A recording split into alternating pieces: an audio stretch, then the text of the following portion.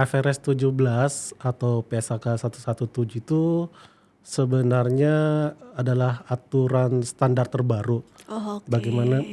bagaimana perusahaan asuransi atau reasuransi itu mencatatkan laporan keuangannya. Ada nggak sih dalamnya tuh kayak beda-bedanya atau kayak plek sama cuma penyesuaian aja gitu ya?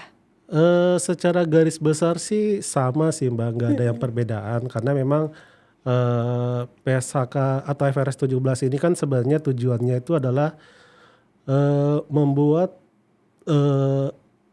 siapapun pembaca laporan keuangan perusahaan asuransi dan reasuransi itu punya logika yang sama di dalam membaca laporan keuangan. Jadi mau di negara manapun kita membaca laporannya, itu kita tahu bagaimana mereka membuat laporan keuangannya, isinya seperti apa.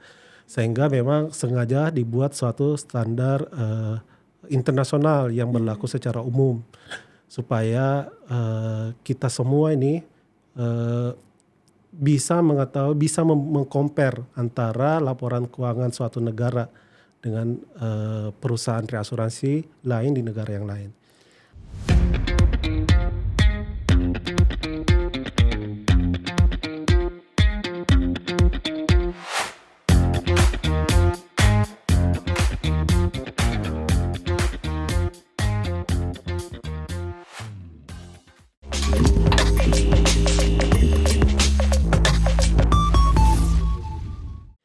Hai teman-teman, Sobat Riu semuanya, selamat datang kembali di Rein Podcast terbaru dari Indonesia Re.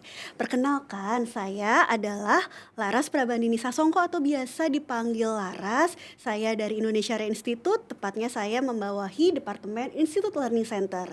Telah hadir bersama kita kali ini Mas Yusuf Hidayat Kala atau biasa kita sebut dengan Mas JK. Boleh ya Mas JK dipanggil Mas JK? Siap, boleh. Oke. Teman-teman Sobat Riu sekalian, Mas JK ini adalah Appointed Actuary sekaligus Kepala Divisi Aktuaris Perusahaan dari Indonesia Re.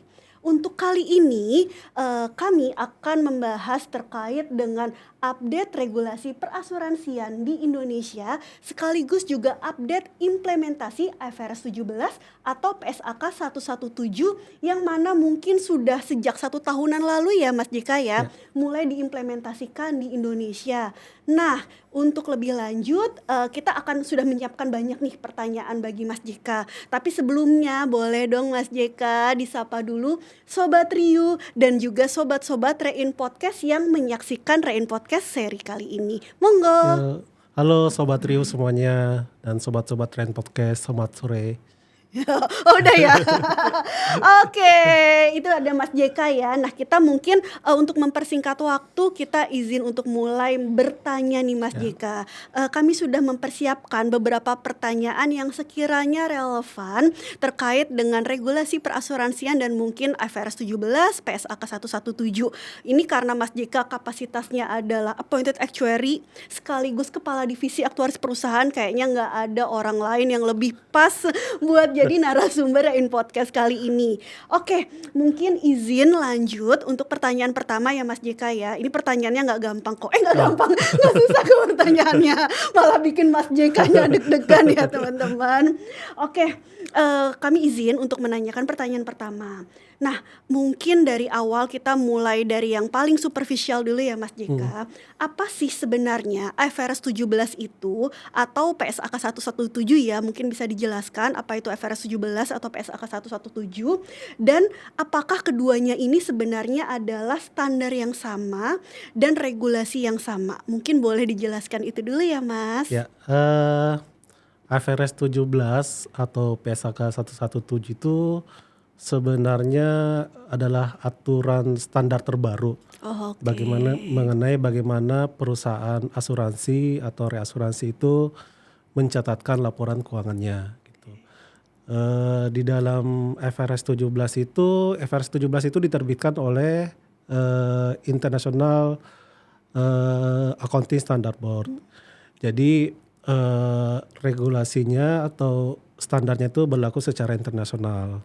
Sedangkan PSAK 117 itu sebenarnya adalah adopsi dari IFRS 17. Jadi dan berlaku di Indonesia. Jadi Sebenarnya kalau diibaratkan itu IFRS 17 itu atau PSAK 117 itu adalah terjemahan dari IFRS IFRS 17. 17. Seperti itu sih Mbak Yas. Oke, jadi sebenarnya itu bisa dibilang, regulasinya itu meliputi hal yang sama gitu ya Sama Mas ya JK ya. tuh. Cuma mungkin IFRS 17 itu lebih ke berlaku secara internasional Betul, dan diadopsi dalam bentuk PSAK 117 di Indonesia gitu ya. betul ya. Ada nggak sih dalamnya tuh kayak beda-bedanya atau kayak plek sama cuma penyesuaian aja gitu ya?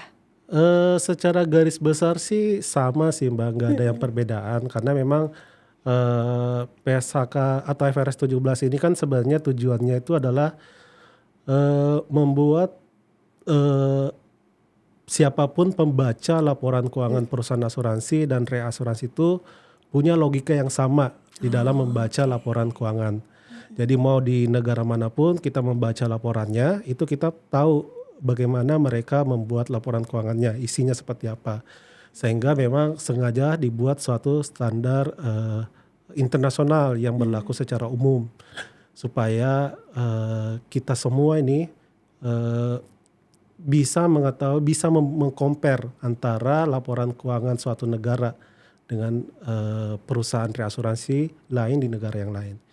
Seperti itu. Oke, jadi ibaratnya kalau dulu mungkin laporan keuangan di Indonesia dengan di negara lain tuh Betul, beda ya Mas JK betul, ya. Tapi harapannya dengan adanya FR 17 dan PSAK 117 di Indonesia ini, kayak laporan keuangannya tuh udah ada standar. Jadi siapapun betul, tuh bisa kayak membaca laporan keuangan karena memang ada standar internasional yang diterjemahkan ke, kayak standar nasionalnya lah ya gitu betul, regulasinya. ya, Oke, jadi tadi kayaknya pertanyaan Mas JK itu juga sekaligus menjawab apa sih sebenarnya tujuan dari implementasi FR 17 dan PSAK 117? ya, Oke, kalau begitu mungkin aku izin tanya juga nih Mas JK. Gimana sih Mas JK melihat perubahan paling signifikan yang dirasakan industri perasuransian di Indonesia sejak implementasi FR 17 atau PSAK 117 ini?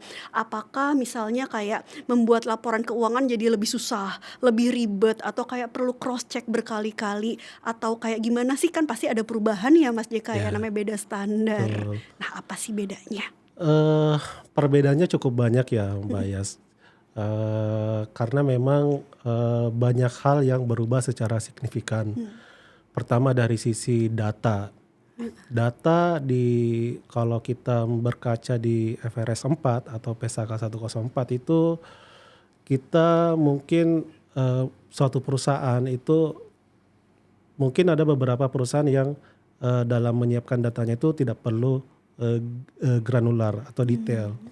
Sedangkan di PSAK 117 itu mengharuskan data itu lebih granular, Detail lebih ya. detail sehingga hal pertama yang biasa disiapkan oleh perusahaan itu adalah bagaimana kesiapan datanya gitu. Bagaimana mereka melihat apakah data yang mereka miliki saat ini mengenai strukturnya itu udah siap atau masih perlu diimprove untuk menghadapi implementasi PSAK 117. Kemudian dari sisi sistem, sistem kita juga harus upgrade juga. Karena balik lagi FRS 17 ini butuh perhitungan kalkulasi yang cukup kompleks sehingga tidak mungkin kalau kita menyelesaikan itu misalnya dengan menggunakan Excel. Kita harus butuh aplikasi yang memang bisa membantu kita untuk menyiapkan laporan PSAK 117. Kemudian juga dari sisi people SDM. Karena ini adalah hal yang baru, kita belajar dulu nih bagaimana cara sebenarnya PSAK 117 itu seperti apa, dampaknya seperti apa, dan standarnya seperti apa. Kemudian juga dari sisi industri juga melihat ini eh, bahwa selama ini kalau kita lihat di industri mungkin atau di perusahaan kita masing-masing kita biasa diskusi hanya mengenai tahun ini kita punya laba berapa, profit kita berapa, gross premi kita berapa. Nah di PSAK 117 itu paradigma itu udah berubah. Jadi kita nggak bicara lagi mengenai gross premi kita berapa karena di PSAK 117 itu tidak ada lagi gross premi, komponen Oh, gross udah nggak premi. ada ya Mas JK Ya, ya? atau laba kita berapa di tahun ini gitu. Tapi mungkin lebih menganalisanya lebih detail. Misalnya di tahun ini berapa CSM yang harus kita tahan gitu. CSM itu adalah laba yang sebenarnya bisa kita Diakui gitu ya. diakui di IFRS sebelumnya, Oke. tapi di IFRS 17 itu kita nggak boleh akuin sebagai laba di tahun itu. Kita harus amortisasi. Jadi memang banyak perubahan signifikan dan butuh analisa yang lebih detail. Oke, Gitu. dan Jadi jangka tidak panjang ya kayaknya ya. betul jangka panjang. Oke. Kalau mendengarkan penjelasan Mas JK kayaknya aku yang bahkan tidak terlalu mengenal IFRS 17 dan PSK 117 udah mulai kayak paham kayak oh iya emang objektifnya bagus. Kemudian juga tujuannya jelas, transparansi, dan kita juga lebih berorientasi ke masa depan ya Mas JK ya. Betul. Karena kan kayak tadi Mas JK bilang kayak kita nggak bisa sembarangan mengakui laba untuk tahun ini aja, tapi harus memikirkan kayak oh ada laba yang nggak bisa diakui, ada yang diamortisasi gitu ya Mas Betul. JK ya. Dan pastinya kalau kita mau beralih dari PSAK sebelumnya ya 104 ya ke 117 banyak persiapan pastinya Mas JK ya. Tadi Mas JK juga udah bilang kayaknya tuh kalau bisa disimpulkan persiapannya itu mungkin kayak PPT ya, People, Process, and Technology ya Mas JK Betul. ya. Toolsnya harus ada buat mungkin kayak filter data, mempersiapkan data, analisa data. People-nya pun nggak kalah penting karena ini adalah ilmu yang baru. Iya. Oke, nah mungkin kalau begitu kita bisa beralih nih ke pertanyaan selanjutnya yang pastinya relate dengan proses Iya. implementasinya. Menurut Mas JK, area mana sih yang paling menantang dari proses persiapan dan implementasi PSAK 117 ini? Khususnya buat yang kayak pengalaman pribadi Mas JK nih yang Iya. kayak bener-bener ini challenging banget loh gitu, yang kayak susah banget buat diterapkan. Apa kira-kira? Semuanya sih cukup menantang ya Mbak Yas ya. Kayaknya memang kehidupan kita tuh penuh tantangan. Tapi kalau misalnya kita mau urutkan mungkin yang paling pertama itu tantangan paling berat itu adalah data. Oh, oke. Karena memang data yang kita miliki saat ini tuh tidak mendukung untuk kita implementasi PSAK 117. Harus disiapin dulu berarti datanya ya Mas JK. Ya, struktur data historis yang kita miliki itu hanya cocok untuk FRS sebelumnya. Yang 104 tadi ya, Tuh. PSAK 104. Ya, ketika kita mau menerapkan PSAK 117, karena kita tetap perlu melakukan restatement laporan keuangan, kita harus menghitung opening balance. Kalau di Indonesia itu opening balance-nya itu per 1 Januari 2024. Artinya kan kita harus balik lagi menyusun neraca laporan keuangan posisi 1 Januari 2024. Kayak mengorek-ngorek data masa lalu ya jadinya ya. Sedangkan data-data masa lalu kita itu banyak isu terkait FRS 17. Jadi tantangan paling beratnya di situ. Kalau misalnya bicara masalah sistem saat ini tuh sebenarnya udah banyak yang sistem-sistem FRS 17 di pasar. Jadi mungkin kendala di beberapa perusahaan itu biasanya lebih ke biayanya yang lebih mahal. Oh, biayanya mahal ya Mas Betul. JK. Kemudian sebenarnya mungkin ada satu yang sebenarnya sering terlupa adalah kita lupa menyiapkan bagaimana tata kelolanya. Karena Governance-nya ya. betul. Karena balik lagi IFRS 17 ini asumsi itu sangat berpengaruh terhadap pencapaian laba suatu perusahaan. Jadi kalau di 104 mungkin biasanya asumsi untuk perhitungan cadangan itu pure di aktuaris perusahaan, dihitung oleh aktuaris perusahaan, kemudian akan dieksekusi oleh aktuaris perusahaan juga. Tapi di PSAK 117 ini kita harus membuat semacam rule-nya. Siapa yang memutuskan, siapa yang bisa mengubah, dan bagaimana ketika kita ingin mengubah prosesnya seperti apa. Oke. Itu harus kita buat tata Dan kelola. itu harus beda-beda nggak orangnya? Misalnya kayak siapa yang berhak ini, siapa yang berhak itu apakah mereka bisa orang yang sama atau mereka kayak harus orang yang berbeda untuk kayak mempertahankan tetap ada di laju governance yang proper gitu. Ya, sebenarnya secara peraturan untuk asumsi terkait aktuar itu pasti keputusannya ada di aktuaris perusahaan. Tapi kan ketika aktuaris perusahaan ingin melakukan perubahan, baik itu asumsi atau model, itu sebaiknya itu dikomunikasikan ke manajemen. Makanya perusahaan itu perlu membentuk semacam suatu komite di dalam pengelolaan IFRS 17 ini, supaya apa yang menjadi keputusan itu bisa diketahui bersama oleh seluruh pemangku kepentingan, sehingga hasil yang diharapkan juga lebih akurat gitu. Oke, baik. Ternyata ya teman-teman ya, tadi kan di awal udah dibilang Mas Jika ini adalah appointed actuary sekaligus kepala divisi aktuaris perusahaan. Ternyata bebannya berat. Mas Jika bebannya berat ternyata. Pantas Mas Jika kayak mukanya akhir-akhir ini tampak lebih stres ya teman-teman ya. Mungkin karena banyak menghadapi tantangan-tantangan mengorek luka lama seperti itu. Oke Mas Jika, kita ke pertanyaan selanjutnya. Kita maju, tidak perlu kita mundur ke luka lama. Nah, pertanyaan selanjutnya nih, sekarang kan kita mungkin di Indonesia masih dalam proses kayak implementasi bertahap gitu ya Mas Jika ya. Gimana nanti nih seandainya si PSAK 117 udah diimplementasikan secara penuh, kira-kira menurut Mas Jika apakah ada perubahan peran dari actuary, kemudian dari finance dan dari risk management di perusahaan asuransi atau reasuransi?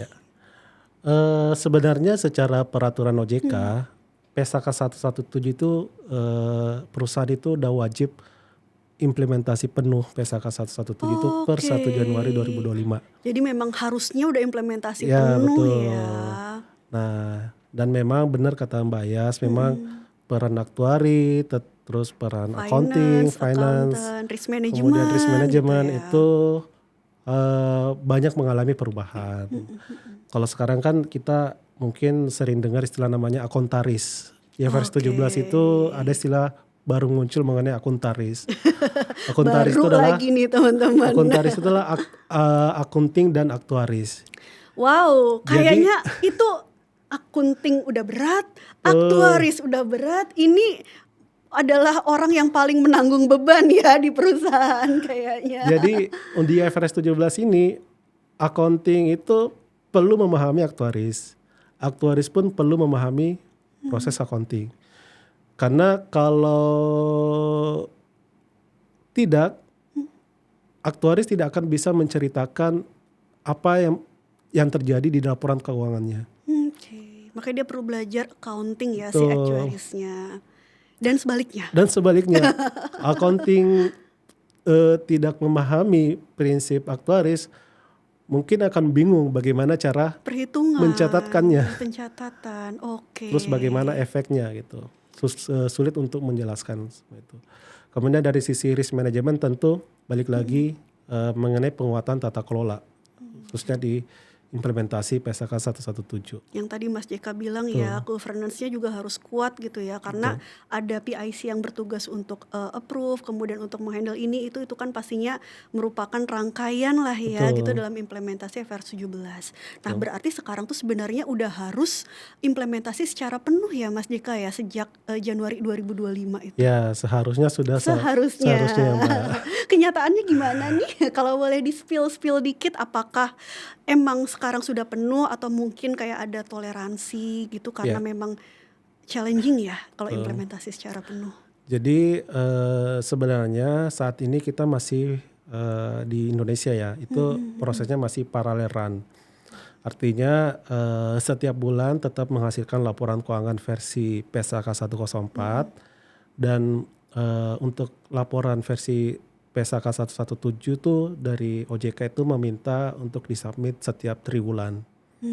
Jadi setiap tahun itu kita harus submit 4 laporan PSAK 117 setiap kuartal.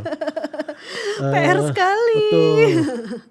Dan mempersiapkan laporan itu nggak gampang, Mbak Yas. Jadi butuh waktu yang cukup lama, nggak sebentar seperti dengan PSAK 104 saat ini. Ya, pastinya dari yang Mas Jika sampaikan aja kayaknya ini emang complicated banget dan makanya tadi ada istilah baru ya mungkin di perusahaan itu mungkin ke depannya udah lebih mengarah akuntaris tadi ya Mas ya. orang accounting harus memahami actuary, orang actuary juga harus memahami accounting. Ini relate banget nih sama pertanyaan selanjutnya terkait dengan proses closing and reporting pasca implementasi PSAK 117. Gimana sih prosesnya closing gitu, apalagi kan kayak kita perusahaan asuransi, reasuransi sama aja ya teman-teman, tiap bulan kan ada closing. Nah untuk proses closing yang bulanan ini dan mungkin closing tahunan juga, atau mungkin closing kuartal ya juga ada, kira-kira ada nggak sih perubahannya gitu loh dari kayak yang closing tahunan gitu Mas, yang laporan keuangan tahunan ya, ini kita lebih fokus ke yang closing end month mungkin gitu Mas JK, perubahannya ada nggak sih? Pasti Mbak ya. Oh pasti, ternyata semua berubah. Semuanya berubah. Sekarang itu kalau kita untuk menyiapkan laporan keuangan PSAK 117, kita butuh, ada beberapa perusahaan yang butuh waktu lebih dari 1 bulan untuk menyiapkan satu laporan untuk PSAK 117. Itu kalau kita bandingin dengan PSAK 104 mungkin 1 atau 2 hari bisa Kelar ya. kelar. Tapi untuk PSAK 117 ini karena balik lagi sebenarnya kalau kita hanya mau melihat dari sisi outputnya keluar dari sistem itu mungkin cepat, mungkin hanya butuh 1 minggu. Tapi ketika output itu keluar itu kan kita harus analisa dulu. Oke, harus ada reasoningnya dulu Betul. ya. Kenapa angkanya misalnya CSM-nya naik atau kenapa CSM-nya turun, movementnya seperti apa, itu harus kita analisa lebih detail supaya kita juga nanti ketika ditanya atau oleh pemangku kepentingan kita bisa menjelaskannya lebih gampang, lebih clear. Lebih gampang, kayaknya nggak gampang juga. Tadi Mas JK bilang paling 1 minggu keluar dari sistem. Kayaknya 1 minggu itu sebenarnya udah waktu yang lama ya Mas JK ya. Iya. Tadi kan kayak 104 aja Mas JK bilang biasanya 2 hari selesai. Ini kayak dari sistem keluar 1 minggu, habis itu mungkin 2-3 minggu buat analisanya ya, justifikasi angka yang keluar dari sistem. Nah jangan-jangan kayak kita mau bikin laporan closing Januari, udah keburu ada laporan closing Februari yang harus dikerjain juga. Susul-susulan ya Mas ya mereka ya. Ya makanya OJK itu masih meminta kita itu menyiapkan laporannya itu kuartalan. Jadi misalnya ketika kita closing Desember 2025 itu kita harus submit 15 hari setelah tanggal 31 itu ya. gitu. Oke, kita ngomongin closing, kita tadi ngomongin reporting. Nah sekarang aku punya pertanyaan selanjutnya nih. Terkait dengan profitabilitas perusahaan. Sebenarnya apakah si PSAK 117 ini mengubah cara perusahaan asuransi dan reasuransi menilai profitabilitas produk dan portofolio bisnis kita secara keseluruhan? Ya, balik lagi salah satu tujuan dari PSAK 117 ini adalah bagaimana suatu perusahaan itu menyiapkan laporan keuangannya itu lebih masuk akal. Salah satunya itu adalah dari sisi bagaimana mereka mengakui laba itu. Yang Jadi, CSM tadi itu betul. ya. Jadi kalau saat ini biasanya kan misalnya nih saya jual produk asuransi 10 tahun. Nah kalau saat ini mungkin profitnya itu bisa saya akuin di tahun itu. Di tahun pertama saya udah bisa akuin profitnya walaupun mungkin tenornya 10 tahun. Tapi di PSAK 117 ini itu merubah. Kita nggak bisa ngakuin profitnya semua itu di tahun pertama. Kita harus amortisasi. Jadi pasti berubah. Sangat berubah proses melihat profitability suatu produk. Karena tidak hanya melihat dari sisi berapa jumlah premi, berapa jumlah komisi atau klaimnya. Tapi juga melihat dari sisi berapa lama masa pertanggungannya. Oke Mas Jika, jadi emang itu ya kayak sangat mempengaruhi profitabilitas perusahaan karena memang kita melihatnya jangka panjang dan itu pastinya challenging banget ya teman-teman buat, asuransi jiwa. Karena kan kalau asuransi umum mungkin kontraknya cenderung lebih pendek ya kayak renewal tiap tahun. Tapi asuransi jiwa itu kan ada yang tenornya tuh lama, masa pertahanannya lama, Betul, kayak KPR gitu ya Mas ya, Jack ya atau unit link atau mungkin whole life. Nah, karena kita udah ngobrolin lini bisnis, karena kita udah ngobrolin produk, sekarang aku boleh ya nanya terkait dengan produk. Gini, apakah kita mulai melihat dengan implementasi, PSAK 117 ini, kira-kira ke depannya untuk strategi underwriting atau mungkin untuk pipeline produk, produk design, ke depannya ada nggak sih yang harus diubah gitu? Kayak misalnya, oh iya dengan adanya FR 17 berarti kita mungkin harus menerapkan underwriting yang lebih konservatif gitulah ya, lebih prudent. Atau mungkin untuk produk design kita tidak bisa terlalu dalam tanda kutip inovasi gitu karena memang ada pagar-pagar dari si FRS 17 atau PSAK 117 ini. Monggo Mas bisa dijelaskan. Ini pasti bermanfaat banget buat teman-teman dan ya, pastinya buatku juga. betul. Ya, karena balik lagi PSAK 117 tadi itu mengubah cara pandang kita untuk melihat suatu profitability. Sehingga juga ini berdampak terhadap bagaimana misalnya suatu bisnis itu di underwrite. Mungkin kalau tadi kita sering diskusi ya, suatu produk kalau profitnya nggak boleh kita akuin di tahun Tahun yang sama pertama gitu. ya, tahun pertama. Tapi kalau dia adalah produk loss, produk merugi, kerugiannya itu nggak boleh Sebar. diamortisasi. Oke, jadi kayak Kerugiannya itu harus kita akuin semua di tahun tersebut gitu. rada-rada ini ya beda ya. Kalau Betul, untung nggak boleh langsung diakuin, tapi rugi harus langsung diakuin. betul. Oke. Sehingga dari underwriter atau misalnya dari aktuari dalam melakukan akseptasi bisnis perlu melihat memang apakah bisnis ini tersebut benar-benar profit atau dia bisnis penerus rugi gitu. Karena ketika kita asumsikan dia adalah bisnis profit, kita bisa mencatatkan laba di tahun pertama walaupun mungkin labanya nggak sebesar Kenyataannya lah ya. seperti yang Kayak PSAK PSAK yang sebelumnya lama yang gitu.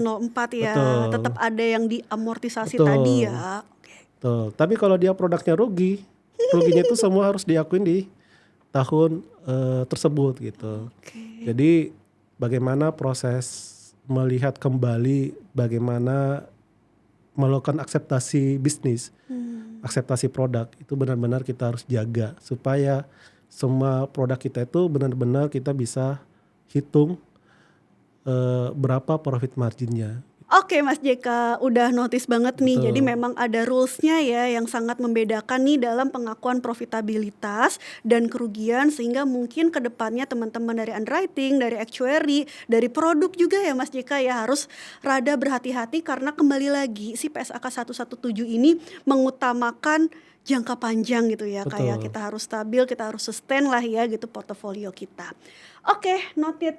Nah, kemudian nih pertanyaan selanjutnya, bagaimana sih Mas JK kira-kira PSAK 117 ini bisa mempengaruhi persepsi manajemen terhadap volatilitas laba dan juga pengambilan keputusan bisnis?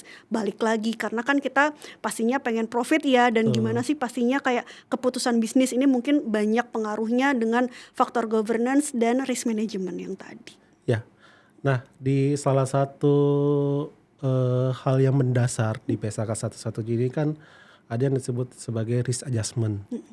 Risk adjustment itu sebenarnya adalah buffer dari estimasi best estimate kita gitu. Nah, semakin volatile suatu bisnis, maka risk adjustment-nya pasti akan semakin besar. Tapi kalau misalnya bisnis itu mungkin tidak terlalu volatile, mungkin juga risk adjustment-nya semakin kecil. Jadi sebenarnya volatility itu karena kita industri asuransi yang Mbak Yasya, pasti kan namanya volatility itu pasti ada. Ya iyalah Jadi kita kan kita nggak nanggung bisa risiko hindari. ya. Jadi kita nggak bisa hindari. Jadi Betul. menurut saya sih volatility itu bukan sesuatu yang berbahaya, tapi tetap kita harus ukur sejak awal supaya kita bisa mempersiapkan hal-hal jika memang terjadi kondisi yang atau estimasi kita itu Di luar di luar estimasi lah ya. ya gitu. Oke, ini kayaknya kita bisa langsung ngomongin yang terkait dengan risk appetite perusahaan ya Mas JK ya.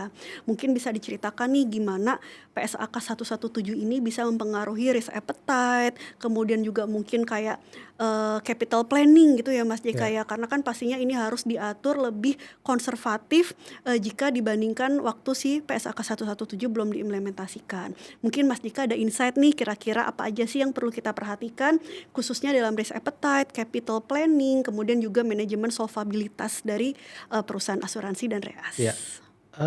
Kalau di PSAK lama mungkin kita sering diskusi ya.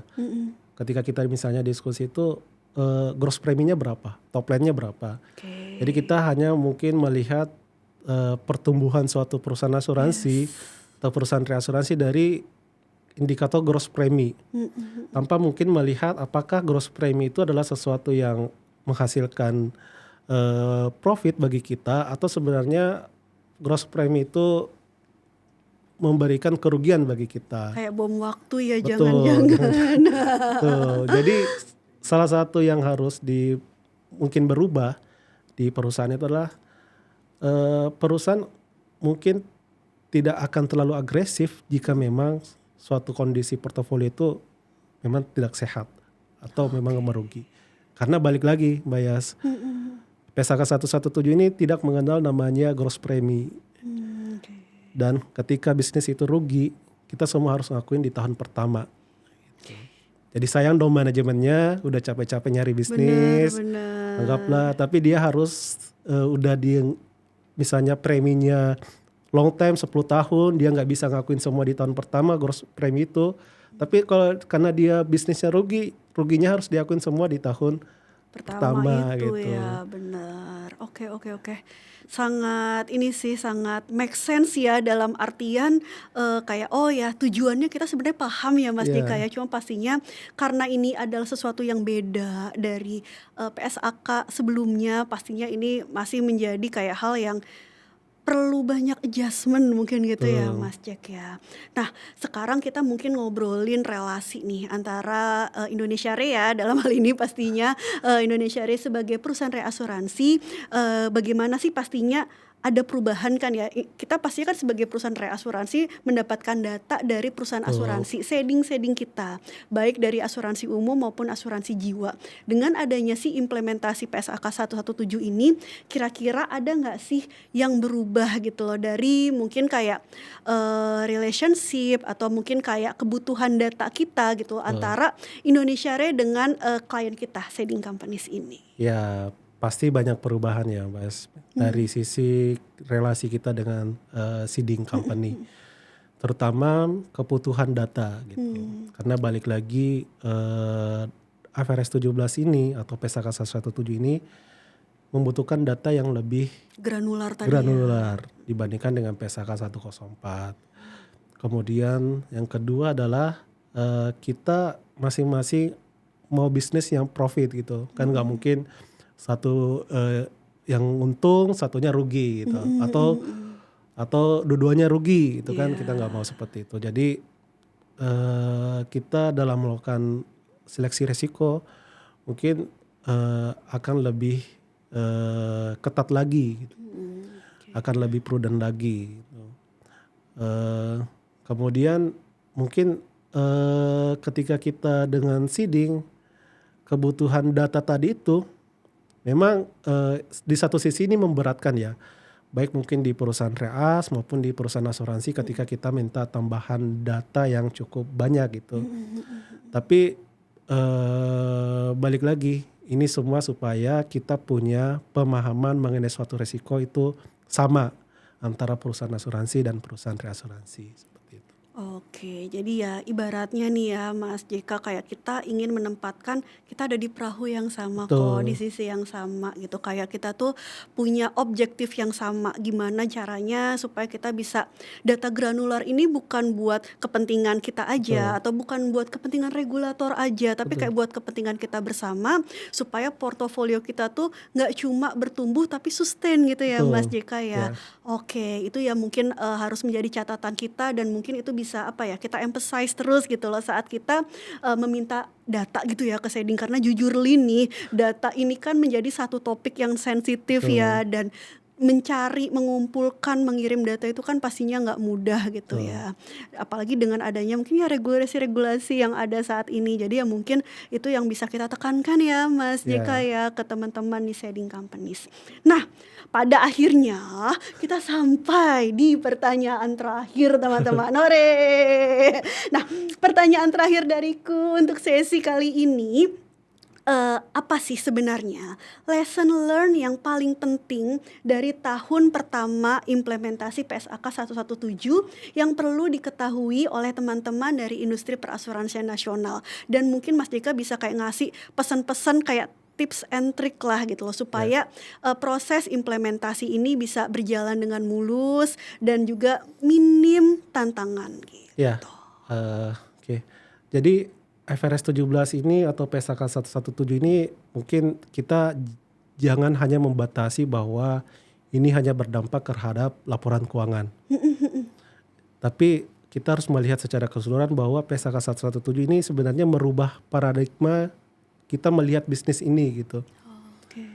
Jadi itu yang paling penting, Bayas.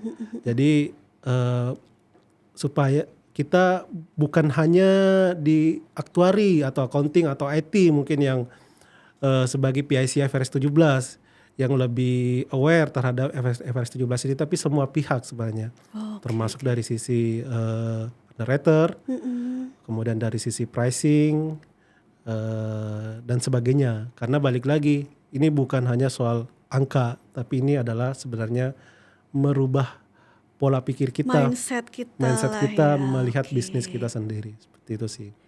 Oke, wah keren banget Mas JK.